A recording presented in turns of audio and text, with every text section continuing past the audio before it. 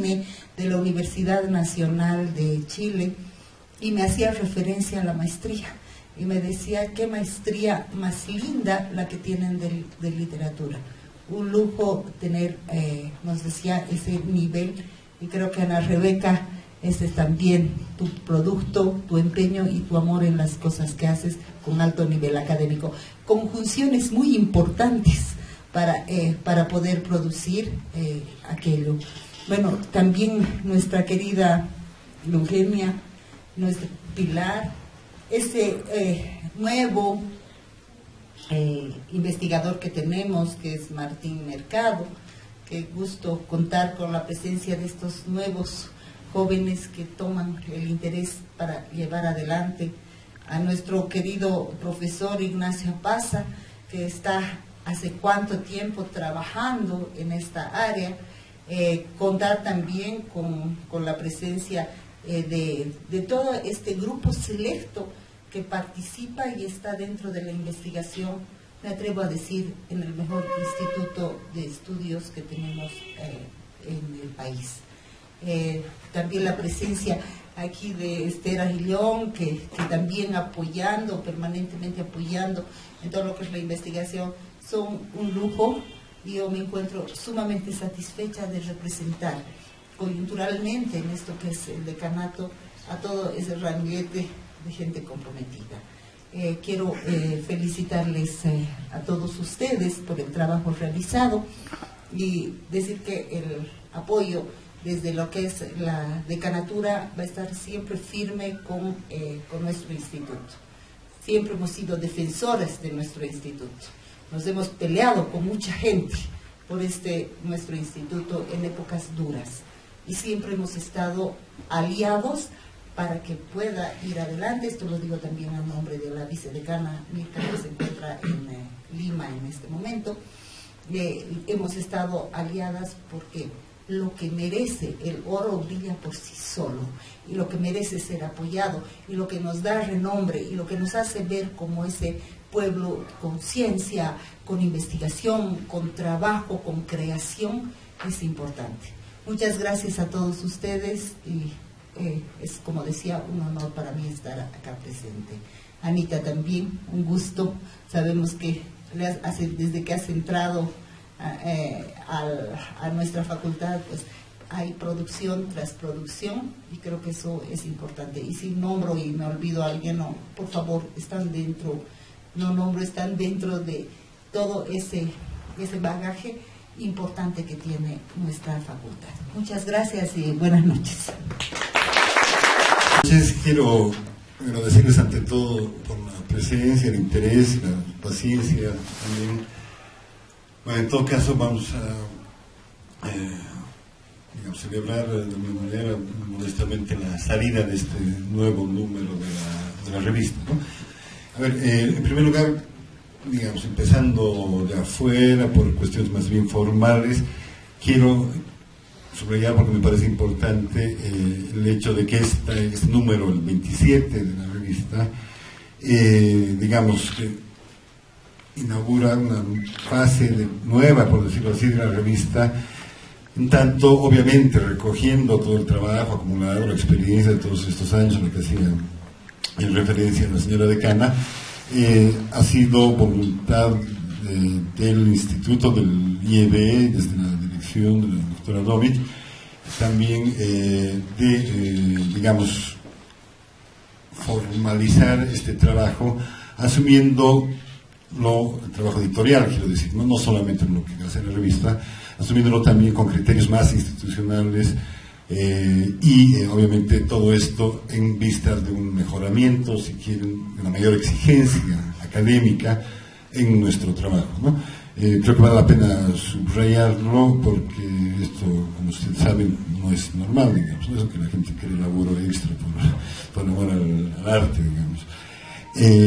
Y esto creo que esta nueva fase la inauguramos con buenos augurios. Les decía, en este número va a presentar Martín al final el llamado a colaboraciones, la convocatoria, digamos, para el siguiente, puesto que Martín Miranda justamente va a ser el director invitado para el siguiente número, ¿no? O mercado, perdón. Ya, eso en primer lugar, ¿no? Por otra parte quería, bueno, me toca además, porque me ha tocado ser no solamente parte del comité editorial y responsable de la revista, sino también dirigir, digamos, este número en concreto, ¿no? Y en ese sentido quiero empezar señalando, digamos, el carácter más o menos tramposo del paratexto, o sea, digamos, en términos más prosaicos de la tapita.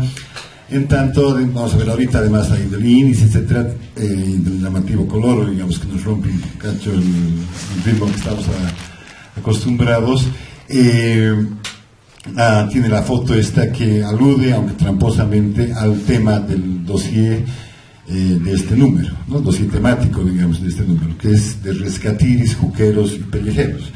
Han visto ahí la foto es de una rescatiri, digamos, aunque no es exactamente, ya mencionó directamente el problema que ha reunido a los trabajos en esta sección, digamos, del dossier de este número, ¿no? Pellejeros, indirectamente desplazando un cacho del ámbito propiamente minero. La convocatoria hace un año más o menos, un poco más, se abría o culminaba con esta cita, ¿no? De Manuel Atanasio Fuentes, peruano en el siglo XIX, en una especie de vocabulario, ¿no? Donde define rescatiris o rescatadores con estas palabras, ¿no? Se llama así a los mercaderes que compran al contado, y las más veces por avío anticipado, el oro y la plata a los mineros dueños, o a los que habilitan a los pellejeros y juqueros. Como aquellos son útiles al Estado o al gremio, estos otros son una de las causas ocasionales de la ruina de la minería.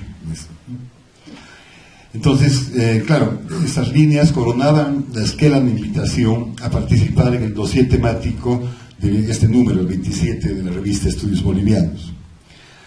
Para que vean por dónde va la trampita, se trataba de, en esta convocatoria, y evocando el famoso rescate del olvidadero, al que Blanca Vitúchter y Alba María Paz Soldán instalan hacia una historia crítica de la literatura en Bolivia, de convidar a la degustación de rescates recientes o actualmente en curso en literatura boliviana y charquense, en otras artes y en el campo de los estudios bolivianos en general, tanto a esta degustación entonces como a una reflexión sobre los modos, problemáticas y proyecciones despejadas hasta ahora en esta faena. Entonces, para aguzar un poquito a ustedes el apetito, voy a puntualizar algunas de las razones que nos llevaron a proponer este convite y hacer esta invitación. El primer motivo es obviamente la actualidad que ha tomado la tarea de rescate de, cito Blanca Vitúchter y Paz Soldán Alba María, obras y autores olvidados o silenciados por los cánones establecidos, propuesta por Blanca y Alba María en la historia crítica de este cine, ¿no? Esta actualidad creo que puede apreciarse bastante fácilmente, quiero recalcar, según una doble faz. Por una parte, esa faz que sería la más pintoresca, digamos, de este famoso rescate del olvidadero. Esta faz pintoresca la ha, digamos, esbozado muy bien el colega y amigo Walter Iván Vargas en un reciente artículo, además de prensa, ¿no? Donde habla de la proliferación de ese pintoresco personaje, es decir, el rescatiri literario, ese curioso personaje cultural que, estoy citándolo a Walter Iván, una vez seducido por la pasión de buscar y rebuscar en libros y periódicos antiguos, termina confundiendo la literatura con el hallazgo de obras perdidas, versos náufragos, cartas de amor de escritores famosos, tal o cual textículo perdido en tal pasquín, etcétera, etcétera. Esa es la faz pintoresca, digamos, de la actualidad que ha cobrado este llamado de Blanca y Albita al rescate del olvidadero. Pero tiene también su faz más quijotesca, podríamos decir, y que la podemos apreciar en tanto en lo que va del siglo. Esta faena se ha convertido en el legado más vistoso, o al menos el más evocado, de esa intervención, la de Blanca Vitúster en la historia crítica, que, predicando con el ejemplo, la consagración del loco de Arturo Borda, esbozaba ya las sendas que estudios literarios, académicos, editoriales, privados, estatales y paraestatales habrían de transitar en los últimos años. Para quien todo esto resulte algo muy abstracto, bastará pensar en el rescate de la obra de Hilda Mundi, por ejemplo, realizado paralelamente por la editorial La Mariposa Mundial y la Biblioteca del Bicentenario, o el de Alberto de Villegas, Ricardo Jaime Freire e Ismael Sotomayor, asumido por el proyecto Prosa Boliviana en el propio seno del IEB. Podría decirse entonces que el rescate del olvidadero no ha dejado de marcar tendencia. Y vale esta fórmula poco académica, pues además de aludir a una candente actualidad, también invita a evaluar esta actualidad. Pues no hay que olvidar que ese ya célebre rescate formaba parte de una propuesta crítica e interpretativa. El segundo motivo del convite, entonces, apuntaba a los avatares del rescate en tanto gesto crítico que excede el campo literario. Hacia una historia crítica buscaba, voy a citar líneas de este proyecto, construir una historia de la literatura a partir de una nueva lectura de las obras mismas, de las relaciones que establecen entre ellas, para proponer una perspectiva histórica propiamente literaria, y no solo una enumeración de obras o un aval para el canon establecido. En otros términos, este proyecto apostaba por un diálogo sobre maneras que tenemos los bolivianos de representarnos y los modos en que nos imaginamos a nosotros mismos. Un diálogo entre las mismas obras, un diálogo que explorara su carácter imaginario, pues es en esta dimensión que la literatura ocupa la memoria social, así decían Blanca Vitúster y Alma María. Desde este ángulo, obviamente indiscutible, el rescate del olvidadero no dejaría de provocar cierta reflexión sobre una vocación que desplaza tanto el trazado de campos y disciplinas en el ámbito académico, digamos con cierta exigencia de interdisciplinariedad, como el propio lugar de la academia, digamos la ciudad letrada en el ámbito nacional. No se puede abstraer, entonces, ni de la vocación educativa ni de la proyección histórica, incluso política, que a inicios del milenio asumiera el llamado de hacia una historia crítica.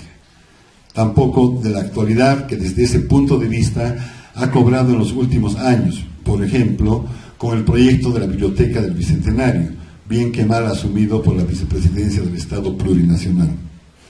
El hecho es que, entre el deseo de rescatar obras olvidadas o silenciadas por los cánones y su formal o efectiva recuperación, entre una potencial incidencia crítica y educativa en el marco de una política de Estado y el rescate del mercado académico en contexto de recomposición estatal, el rescate del olvidadero vendría a sentar una exigencia doblemente crítica.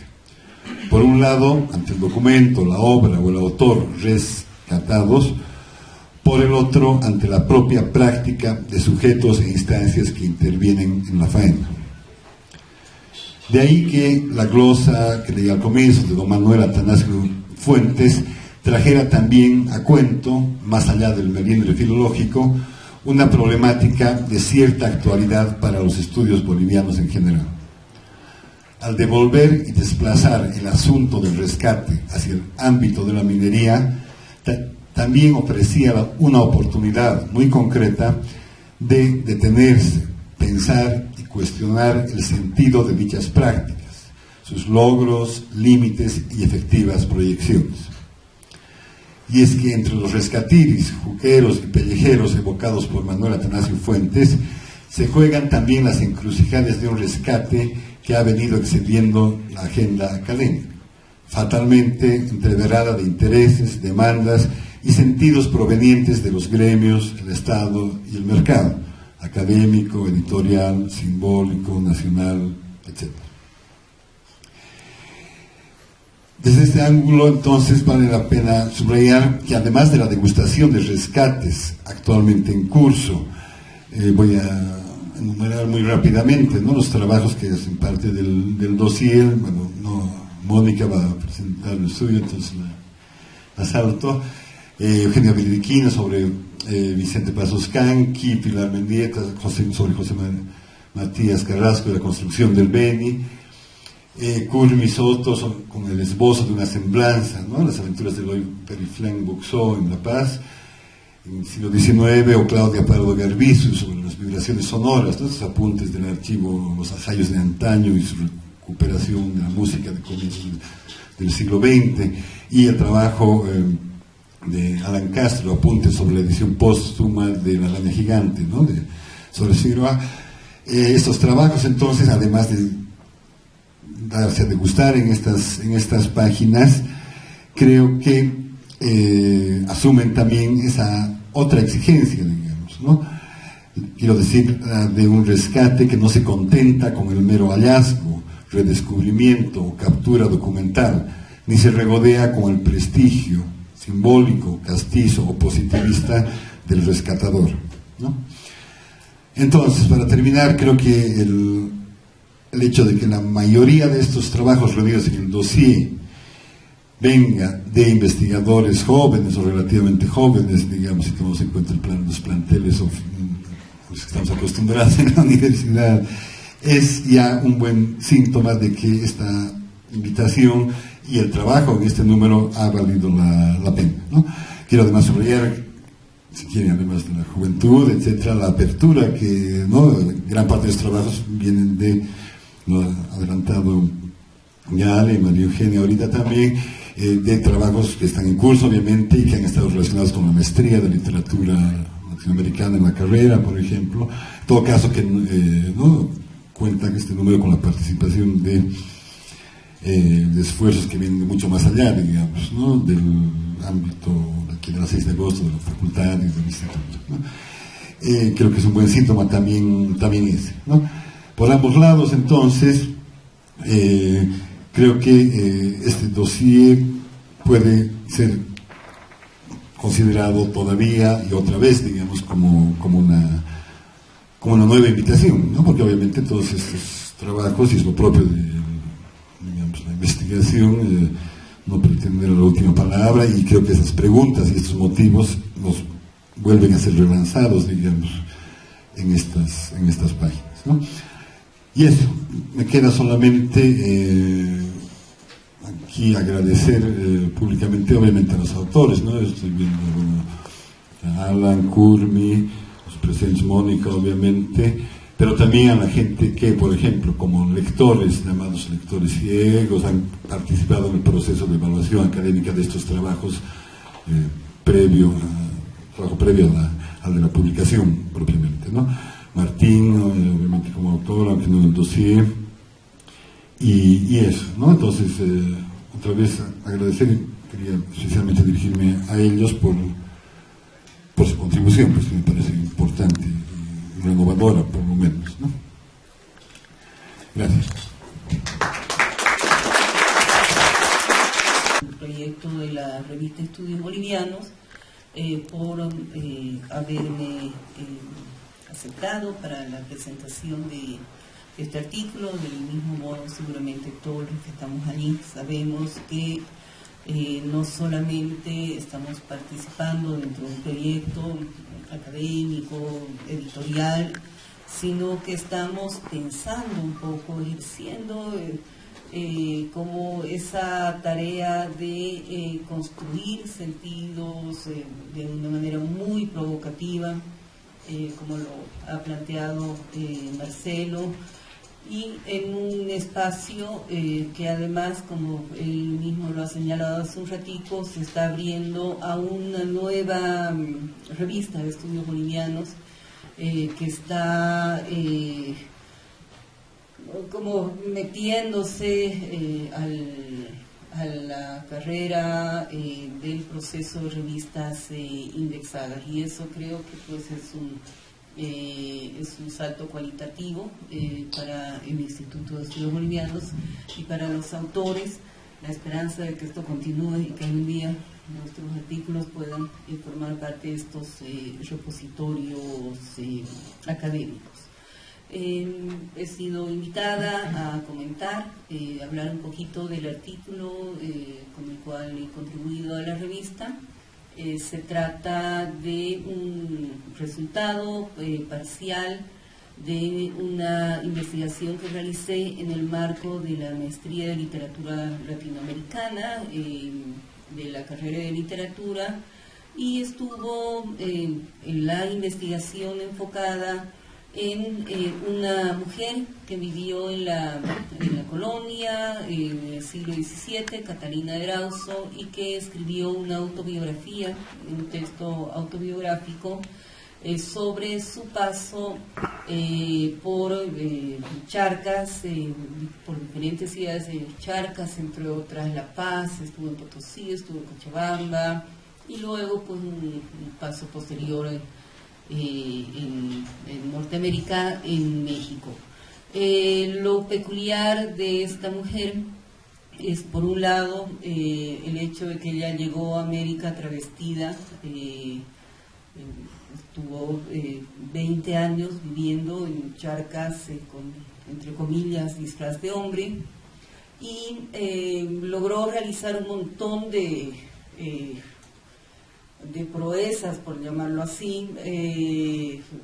Trabajó como soldado, trabajó como comerciante, mató a Jivinil, se metió con mujeres, o por lo menos hay insinuaciones de ello. Y fue muy significativo, digamos, porque además de haber hecho todo esto, ella escribió una autobiografía. Es una autobiografía hasta el momento atribuida, no hay una constatación todavía documental de la misma, solamente quedan copias, pero que constituye un documento muy importante, creo, para conocer estas voces de mujeres de la colonia.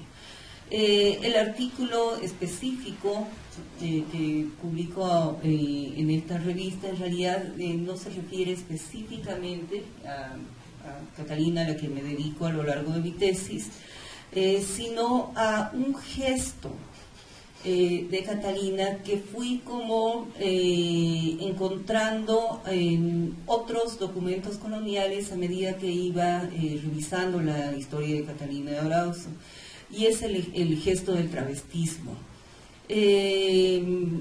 Mientras visitaba, bueno, por supuesto, revisaba documentos, investigaciones sobre el tema en Charcas. También tuve la oportunidad de visitar el Archivo Nacional de Bolivia. Encontré 10 casos de mujeres travestidas. Y entonces me pareció interesante pensar en ello y ponerme a revisar cada una de estas historias. Y pensar qué pasaba con estos gestos de estas personas, ¿no?, en los diferentes documentos en los que trabajé. Algunos de esos documentos son crónicas, o sea que provienen de espacios más o menos ficcionales, por supuesto pues no se puede comprobar, digamos, la veracidad de las historias. Y los otros son expedientes, documentos de archivo, expedientes coloniales que se encuentran ahora en resguardo, en los que se cuenta y se habla de las historias de estas mujeres. Parto sobre todo para escribir sobre esto de un concepto de Paul Ricoeur que tiene que ver con la memoria y el olvido, y con lo que él llama la voluntad de recordar, por un lado. Y por otro lado, me vino a la mente la idea de que se trata de voces que son relativamente acalladas por los discursos coloniales, pero que a pesar de ese silenciamiento aparecen y brillan en estos documentos. He organizado el artículo las he agrupado, es un poco de una manera tal vez caprichosa, en tres grupos de mujeres. Por un lado, las mujeres travestidas que no fueron descubiertas o que fueron descubiertas muy tarde, pero que lograron llevar una relativa vida bastante disipada, sobre todo entre Potosí y Sucre. Y luego me refiero a mujeres travestidas que por diferentes razones estuvieron también en Charcas, pero que fueron descubiertas y que fueron objeto de las políticas punitivas de la colonia. Y por último, dedico un espacio muy breve a referirme a mujeres no travestidas de hombre, sino travestidas de indio, que aparecen también en las historias que son relatadas y que me ha parecido interesante, digamos, tomar en cuenta. Solamente cito, quisiera referirme a alguna de ellas. A Beatriz González, que me encanta mucho la historia de ella. Se trata de una mujer que tuvo un amante en Charcas durante 2 años, la pasó muy bien, pero fue descubierta por el marido y fue asesinada por él. Queda un expediente en el Archivo Nacional de más o menos 1600 páginas relativo al juicio que le hacen al esposo y que también le hacen al amante. Los dos están involucrados, y lo que me llamó la atención es cómo aparece la voz de ella por medio de los testimonios más marginales, que son los testimonios de esclavas que trabajaban en la casa de esta mujer. Y a partir de ese proceso, digamos, de mencionar a lo largo del juicio, de ir citando incluso sus palabras, lo que inicialmente, digamos, el objetivo del juicio es hablar del asesinato, y es el juicio que se les realiza a estos dos caballeros, pero en medio del juicio su voz, que ha sido callada y que por fin puede hablar por medio de testimonios de otros, aparece de una manera muy singular, ¿no? Aparece como una persona así con un profundo poder, como una necesidad de que su historia sea contada a partir de los testimonios de otros. Y creo que poder revisar estas voces y poder revisar estos gestos de rebeldía, por un lado, y también estas maneras posibles, digamos, de circular durante la colonia,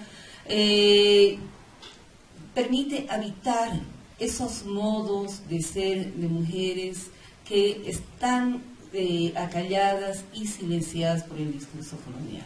El objetivo justamente de este artículo es alzar esas voces, recordarlas y traerlas al presente en esa voluntad de que esas demandas que las mujeres tenían en aquel momento sean objeto de una reflexión y posiblemente también de un acto de justicia histórica.